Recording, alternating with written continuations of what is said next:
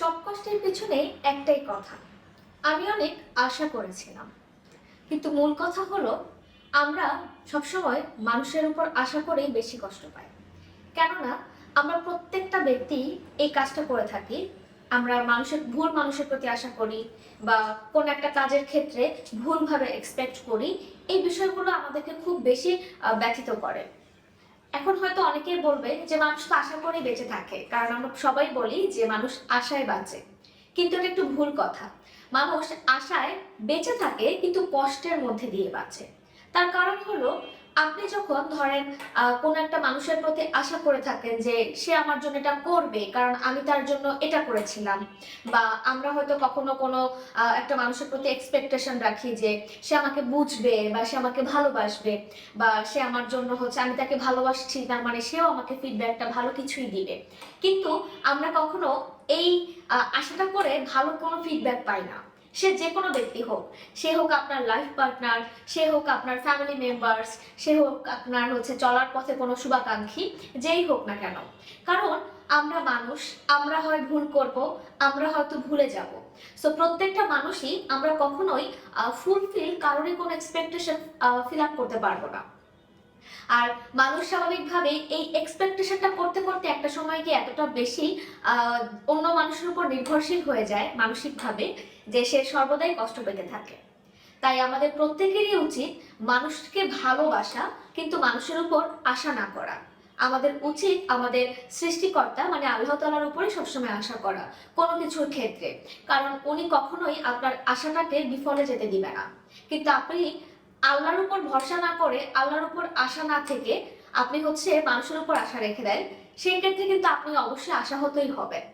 হ্যাঁ, এটা আমি, আপনি, আমরা প্রত্যেকেই, সমগ্র মানুষই আমরা এই ভুলগুলো করে থাকি।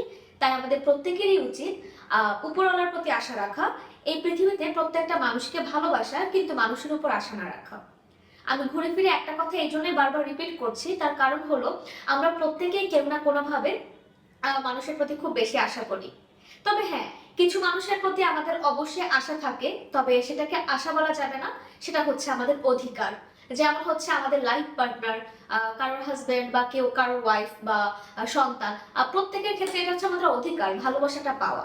কিন্তু সেখানেও আপনাকে বুঝতে হবে যে আপনি কতটা ভালোবাসা তাকে দিচ্ছেন, তাহলেই আপনি তার ফিডব্যাকটা পাবেন।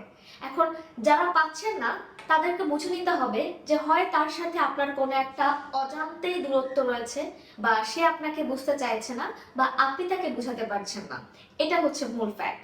বাট নর্মালি যদি আপনি সমগ্র মানুষের চিন্তাই করেন বা বলি, তাহলে সেই ক্ষেত্রে অবশ্যই এটাই ট্রু যে আমরা প্রত্যেকটা মানুষের প্রতি আশা রাখবো না। যে মানুষগুলোর প্রতি আমরা সবসময় বলে থাকি যে না, এটা তো অবশ্যই তার প্রতি আমার আশা থাকতে হবে, বা সে আমার হাজবেন্ড, আমি কেন তার প্রতি আশা রাখবো না, সে আমার জন্য কেন করবে না, বা ফ্যামিলি মেম্বার্স, তার আমি আর সম্পর্কটাই না হয় মেনশন না করি, যে কোনো সম্পর্কই, সেই ক্ষেত্রে দেবর, ননদ, শাশুড়ি, শ্বশুর, বা বাবা মা, ভাই বোন ইত্যাদি প্রত্যেকের প্রতি হয়তো আমরা একটা আশা রাখি যে কেন আমার জন্য এটা করতে পারে না, বা কি এমন হচ্ছে করলে, এই ধরনের ব্যাপার।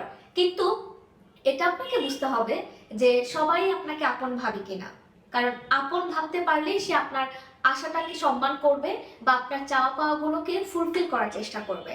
কিন্তু আপনার প্রতি যদি তার আপন ভাবা বা ভালোবাসাটাই না থাকে, তাহলে সে আপনি যতই আশা করেন না কেন, বা আপনি যদি আপনার জীবনটাকেও বিসর্জন দিয়ে দেন, কখনোই সে আপনার জন্য হবে না। সো বুঝতেই পারছেন যে মানুষ কেন আমরা মানুষের প্রতি আশা করে কষ্ট পাই। তো আজকে থেকে অবশ্যই আমরা এটা চিন্তা করব যে আমরা কেউ কারোর প্রতি আশা রাখবো না। আমরা মানুষকে ভালোবাসবো, অবশ্যই ভালোবাসবো, কিন্তু আশাটা রাখবো সৃষ্টিকর্তার উপর।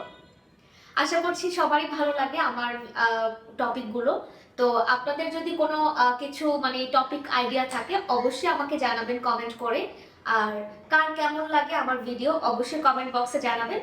আর প্রত্যেকেই আমার জন্য দোয়া করবেন, আমি যেন আপনাদের সাথে খুব সুন্দরভাবে, চমৎকারভাবে এই সুন্দর জার্নিটা একদম লং টাইম করতে পারি, স্টে করতে পারি। সো সবাই আমার জন্য দোয়া করবেন, সবাই ভালো থাকবেন, এই প্রার্থনা করি। আল্লাহ হাফেজ।